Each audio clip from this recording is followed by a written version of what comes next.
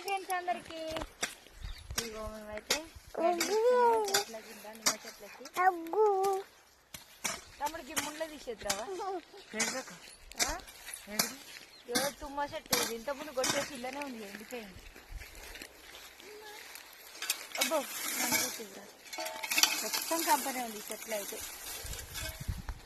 ఎంత గడ్డిందో చూసిరా మొన్నటిదాకైతే అంతా తీసేసినాం కానీ అప్పుడు ఇక్కడ గట్టిగా అప్పుడే గట్టిగా అయింది కదా.